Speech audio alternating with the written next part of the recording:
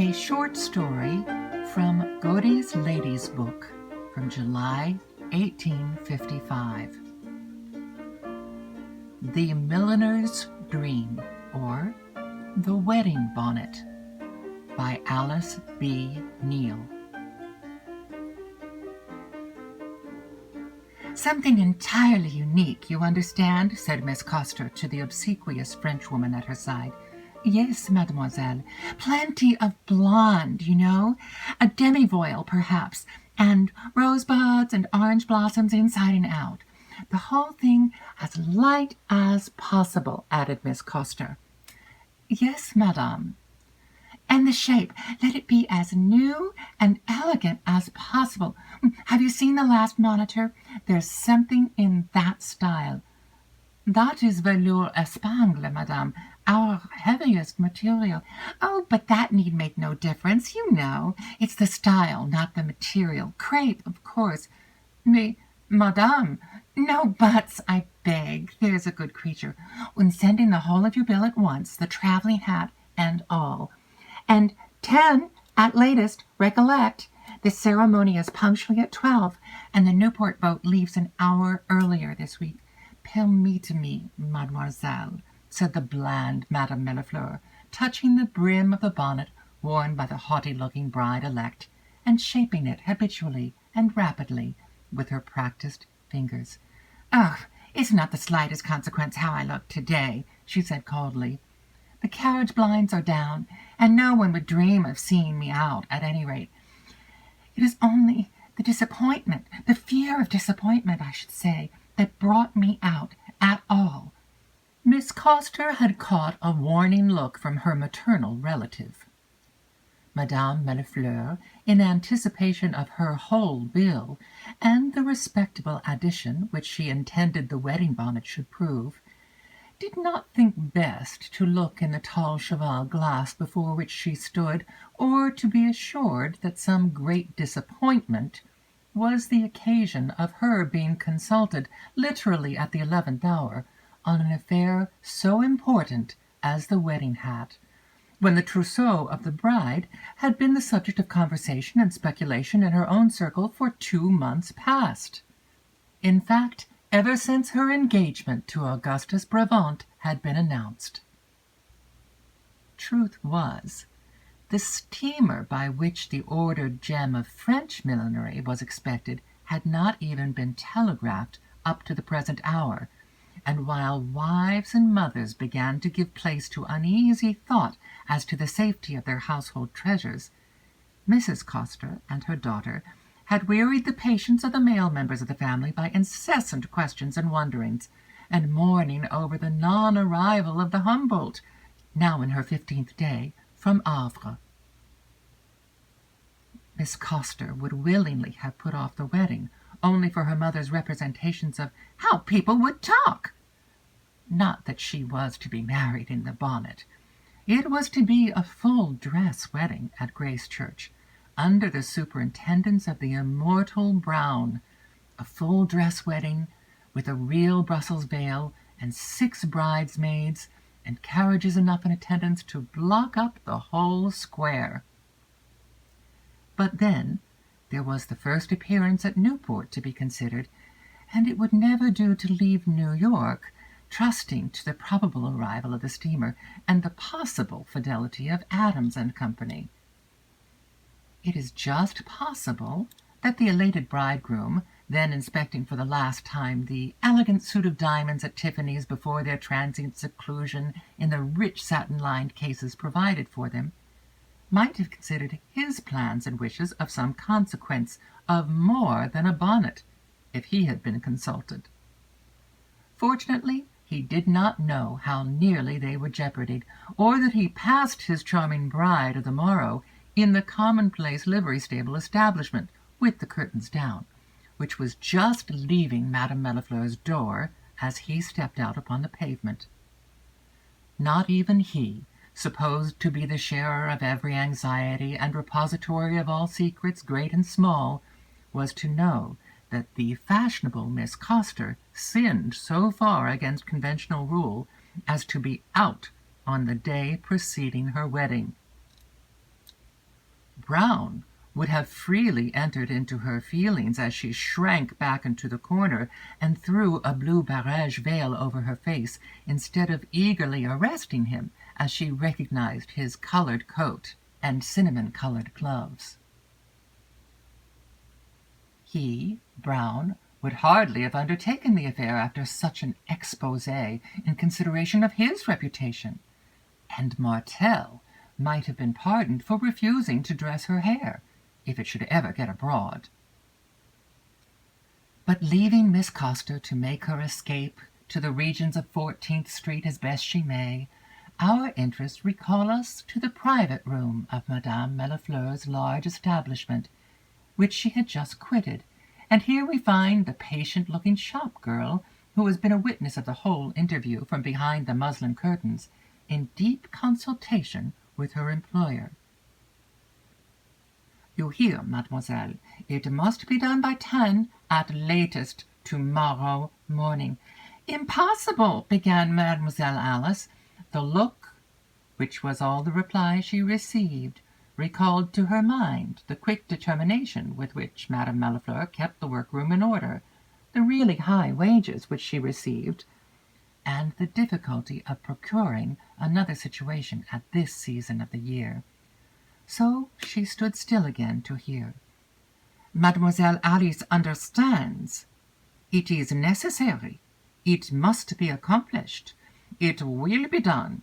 A triumph, if you please, mademoiselle, a chef d'oeuvre, all grace and lightness and elegance, a miracle of art, in fact," added the incautious madame, forgetting for an instant, in the presence of her assistant, what by long practice she never suffered to escape before a customer, that she was Madame Millefleur, the celebrated Parisian artiste, and not Miss Flower, the driving New York milliner originally of Division Street. The foreign shrug and accent had done wonders for Madame. It was 3 o'clock on a stifling August day, to be sure, and Alice Leary, whose exquisite taste and skill had promoted her to the head of the workroom, had been busily employed since early breakfast in directing, arranging, urging, and checking the careless idlers already at work on the fall importations of the early September opening, strength, patience, and invention alike exhausted. Besides, it was Wednesday, and Wednesday evening somebody always came to walk home with her from the shop and talk over certain plans and prospects they had in common, though, to be sure, they were a long way from being realized. Somehow they never seemed farther off or more hopeless than ever when she returned to her niche in the workroom and tried to fix her mind on the unexpected and unwelcome task. The sun glared so from the white marble front of the opposite range of stores, the air so hot and dusty, the roll of carriages, drays, and omnibuses, the ring of feet and voices from the pavement below so deafening and incessant. She turned over the delicate materials which she had wearily gathered around her, hoping in vain that the gauze crepe or half-blown orange blossoms would suggest the original thought or even arrangement of a trimming for this miracle of art. But it was all in vain. Her mind would wander. Her fingers only reproduced ideas that already wrought out in every material and color.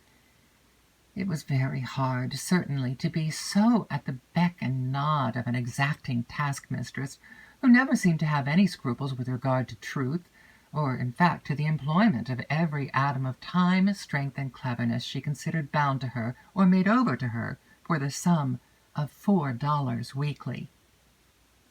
$18 or $20 would be the very least Madame Millefleur would think of charging for the bonnet, which she would never have in her hand except to criticize. The materials might cost $7 or $8. Where was the justice of such gains? And then the bride, Miss Coster, the young milliner, had often seen her before, and had heard of little else of late from their customers in the same circle until she was familiar with all her plans and possessions, and knew that from the time she had been the spoiled tyrant of the nursery, Nothing had ever seemed denied to her by fate or fortune. There had been no obstacle to her marriage, this bright creature of fashion. No sick mother or little sister to provide for, no hoards to be slowly accumulated before the 2 rooms could be taken and scantily furnished for the home so far off, yet so longed and toiled for. This other maiden had but to speak, and love and luxury awaited her, an endless prospect of unalloyed happiness. Yet Alice, as she glanced to the little oval mirror, knew that her own face was not less lovely in its clear oval outline, shaded by luxuriant bands of soft black hair, and her figure, slight and stooping as it was, had no less grace and elegance in reality, though owing nothing to the grey stuff dress and the black silk apron which she always wore.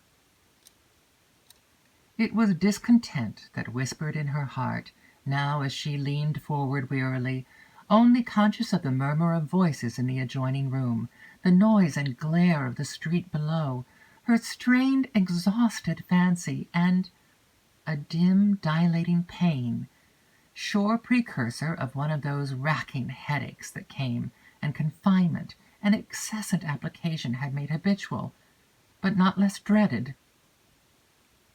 So it was that, notwithstanding the hot afternoon sun, she journeyed on, and her task scarcely commenced, the exhausted girl fell asleep,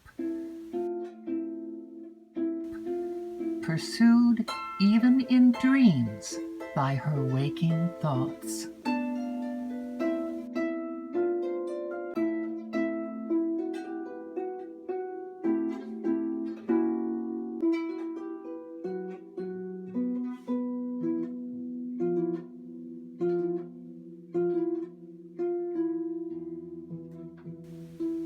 Goblin bonnets of every age and shape flitted before her and jeered her lack of invention. They floated their tags and streams gaily in her face. They peered curiously at her from over her shoulder, or, joining hands, danced through the air in a mocking pantomime. "Nothing new! Nothing new!" seemed to be the burden of their mimic shapes and gestures, while a crushed, frayed, and faded apparition, arrayed in a mode long since forgotten, whispered in a shrill, melancholy voice, "All is vanity and vexation of spirit." And while the rest of the goblin shapes chattered and danced around her, Alice seemed to be looking into a vision, as it were, of the real life of the young girl she had so envied. The wedding day had come. The rich toilette, the glittering pageantry of the ceremony all passed before her. But with this new gift of sight, there was visible to her the frivolity of thoughts that then, if ever, should have been turned heavenward, as the solemn vows for life or death were pronounced, and the heartless mockery of the congratulations offered with smiling faces and hearts full of envy and detraction. The very bride and the new-made husband so little realizing the new relation in which they stood to each other and the world, she still dreaming of admiration and conquest and undisturbed reign as heretofore, to which his wealth and position were to minister, and he deceiving himself with a belief in his own sincerity of purpose, as he vowed to love and cherish, to leave all others for her sake. That it would be resting upon them to make these promises true through evil as well as good report, through poverty, sickness, and death. Quote, "For the house and grave, and for something higher," unquote, seemed never to have deepened loving tones or looks between them, or even to thrill their hearts now, sweeping from before the altar back to the world for which both had lived heretofore, the selfish, aimless lives of these who have never known want or care, or the chastening of even household sorrows. So she saw in her dream, as did the chronicler of the good pilgrim of old, how the fair, unclouded future changed and darkened before them, that each grew secretly too weary of the bonds they had so lightly assumed, and then how the stream of their life divided into two separate channels of interest and occupation. They who never learned the meaning of the word home ceased even to respect its sanctity, and upbraiding took the place of flattery. Neglect followed the wilful exactions and senseless homage of courtship. The world gave censure for congratulation, and the end was doubt, distrust, and openly acknowledged dissension.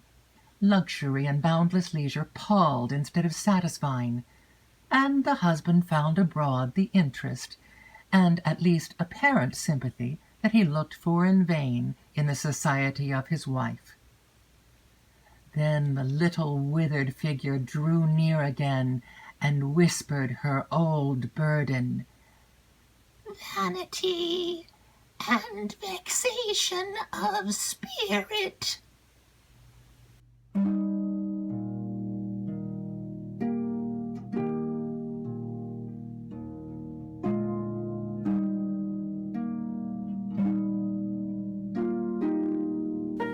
But the dream and the spectres of the fashion of this world, long since passed away, vanished together as a gentle yet strong hand was laid upon her shoulder, and she raised her head, startled and bewildered, to find twilight already come, the hum from the workroom hushed.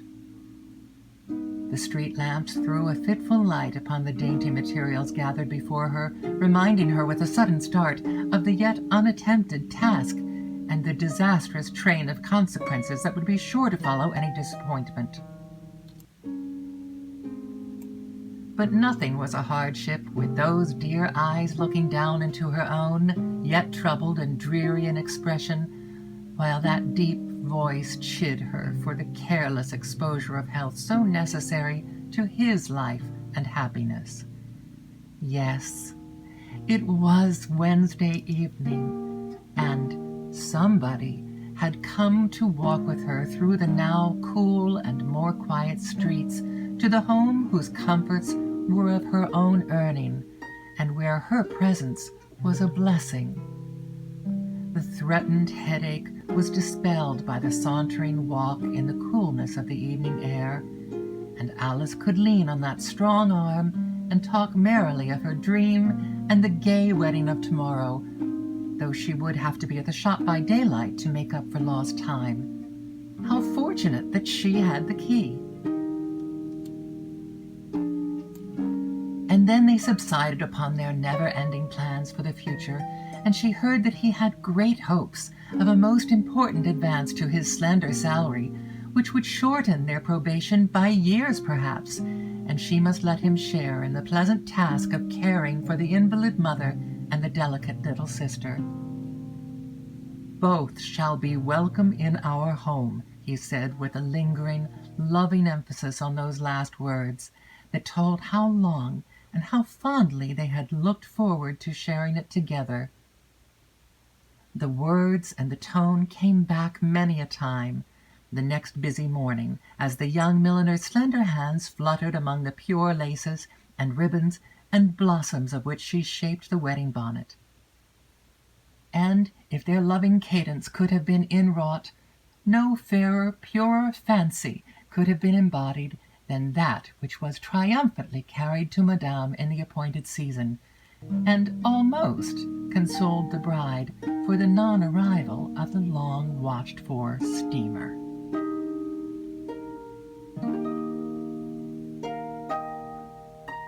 The end.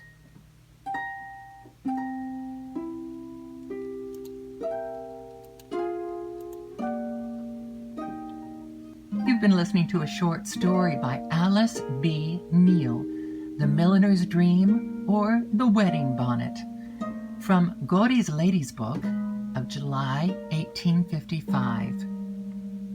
Reading and music selections performed by Dahl Russell. If you enjoy this work and would like to support more like it here on Reading Rest Period, you can support this work directly at paypal.me/Cara Dahl Russell.